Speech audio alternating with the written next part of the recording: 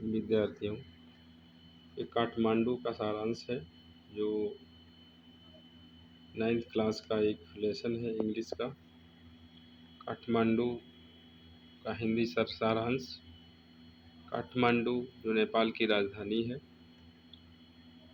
काठमांडू सारांश छात्रों को विक्रम सेठ द्वारा लिखित कहानी के बारे में जानने में मदद करेगा। ये विक्रम सेठ के द्वारा लिखा गया है और उसकी हिंदी बताई गई है, जो उनकी पुस्तक हेवन लेक का एक अंश है। यह जो भाग है उनकी एक पुस्तक है हेवन लेक, उस पुस्तक का यह एक अंश है। यह कहानी हमें लेखक की नेपाल की राजधानी काठमांडू की यात्रा के बारे में बताती है। हम देखते हैं कि वह चीन से भारत आ रहे थे। इस अड़चन में वह तिब्बत और नेपाल को पार करता है। इस प्रकार यह कहानी हमें काठमांडू में उनके अनुभव का विवरण देती है। यह यात्रा वृत्तांत शहर की उनकी यात्रा और इसके बारे में उनके विचार के बारे में जानकारी देता है। काठमांडू की अपनी यात्रा पर विक्रम शहर के जो विक्रम सेठ लेखक थे, वो शहर के दो सबसे लोकप्रिय मंदिरों का दौरा करते हैं। दो मंदिरों का दर्शन करने वो जाते हैं। एक पशुपतिनाथ मंदिर है और दूसरा बौद्धनाथ स्तूप है, जो नेपाल की राजधानी काठमांडू में स्थित है। उन्होंने दो मंदिरों और उनके आसपास के वातावरण के बीच अंतर को नोटिस किया है, डिफरेंस को देखा है। इस प्रकार काठमांडू सारांश के माध्यम से हम विक्रम के जादुई शब्दों के माध्यम से वास्तव में वहां जाने के बिना शहर की यात्रा करते हैं। विक्रम सेठ ने अपनी पुस्तक हेवन लेक के अंश के माध्यम से नेपाल की राजधानी काठमांडू की अपनी यात्रा का वर्णन किया है। अपनी यात्रा के दौरान उन्होंने दो मंदिरों का दौरा किया। उन्होंने लिखा है, ये बताया है उन्होंने, और उसके उन्होंने नोटिस किया है कि उनके बीच मतभेद पैदा करता है, जो अंतर मिलता है। एक मंदिर हिंदुओं के लिए पशुपतिनाथ मंदिर का तीर्थ था। उसके बाद बौद्धनाथ मंदिर था, जो बौद्धों के लिए है, बुद्धिस्ट के लिए है। उन्होंने नोटिस किया कि उन्होंने पशुपतिनाथ मंदिर में केवल हिंदुओं के लिए प्रवेश को प्रतिबंधित कर दिया है। इस प्रकार पर्यटकों, पुजारियों और तीर्थ यात्रियों के बीच काफ़ी अराजकता थी। इस सब को पूरा करने के लिए लोग बागमती नदी को उसमें कपड़े धोकर, उसमें स्नान करके और उसमें सूखे फूलों को फेंक कर प्रदूषित कर रहे थे। उसके बाद वह बौद्धनाथ मंदिर गए। उन्होंने देखा कि यहाँ का परिदृश्य पशुपतिनाथ मंदिर में जो कुछ भी देखा उससे बिल्कुल अलग था। इस बौद्ध मंदिर में एक विशाल गुम्बद था जो सफ़ेद रंग का है। वह जगह बहुत शांत और निर्मल थी। मंदिर के बाहर एक तिब्बती बाजार था और लोग बैग, कपड़े, गहने और बहुत कुछ बेच रहे थे। उन्होंने काठमांडू के धार्मिक स्थलों से लेकर कई पर्यटन स्थलों तक की गई चीज़ों पर ध्यान दिया। इस प्राचीन वस्तुओं, कैमरों, सौंदर्य प्रसाधन, चॉकलेट और अधिक की विभिन्न दुकानें भी हैं। यह कार हॉर्न से संगीत और विक्रेताओं के लिए बहुत शोर वाला शहर भी है। उन्होंने शहर में एक मार्जीपन बार, मकई, कोका कोला का आनंद लिया। इसके बाद उन्होंने प्रेम कहानियाँ, कॉमिक्स और रीडर्स डाइजेस्ट पुस्तकों को भी पढ़ा। दिल्ली लौटने पर उन्होंने एक साहसिक रास्ता अपनाने के बारे में सोचा, जिसमें बस या ट्रेन की यात्रा और फिर नाव की सवारी शामिल है।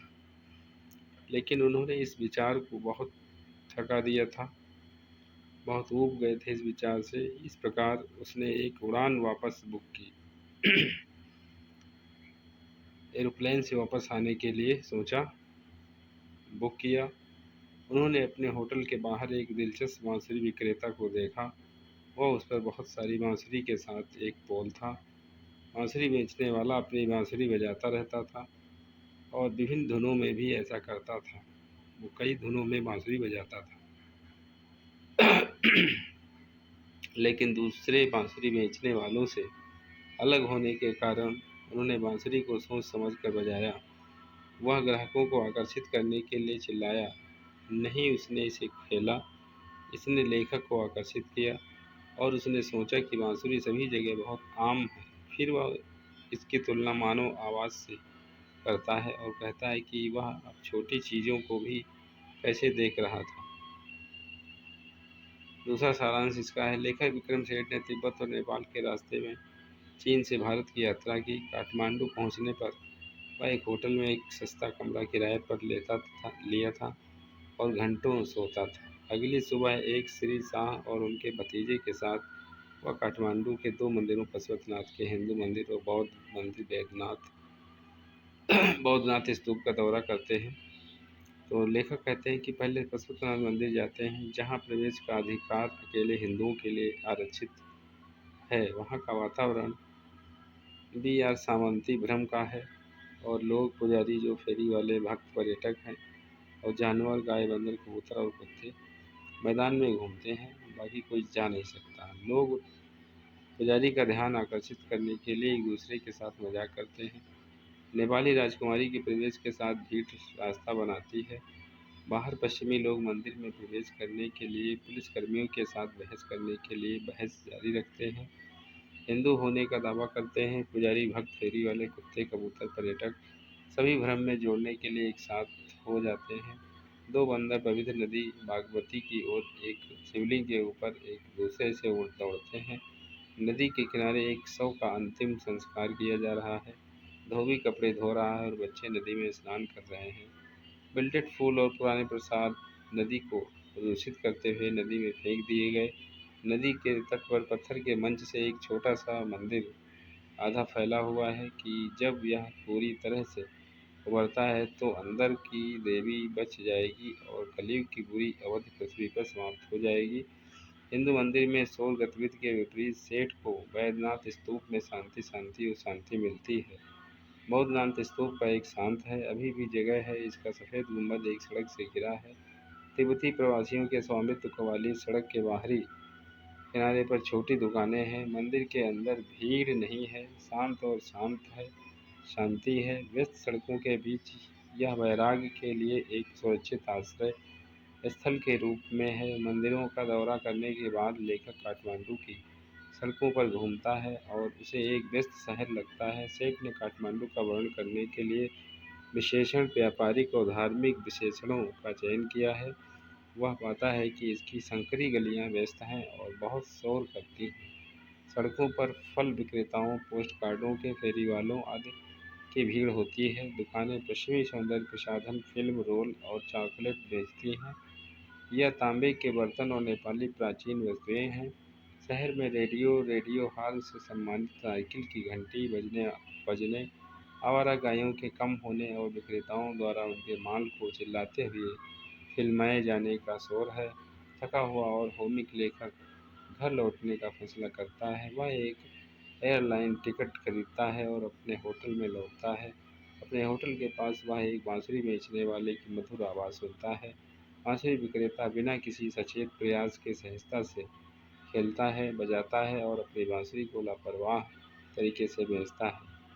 बांसुरी उसे सुलभाती है और वह याद करता है कि ऐसी कोई संस्कृति नहीं है जिसमें उसकी बांसुरी न हो। ईक की नेह रिकॉर्डर, जापानी शकुहाची, हिंदुस्तानी शास्त्रीय संगीत की गहरी बांसुरी, दक्षिण अमेरिकी बांसुरी और ऊंची पिचकारी चीनी बांसुरी। वह इन संगीत वाद्य यंत्रों के ऐसे विवरणों को नोटिस करने के लिए खुद चकित है जो उसने पहले नहीं किए थे। बांसुरी का संगीत उसके दिमाग पर एक गहरी छाप छोड़ता है और वह घर लौटने पर उसे अपने साथ ले जाता है। ऐसा विक्रम सेठ ने अपने इस अध्याय में बताया है, जो 9th क्लास में इसमें पढ़ाया जा रहा है। काठमांडू की यात्रा उन्होंने की है। काठमांडू का सारांश हिंदी में दिया गया है।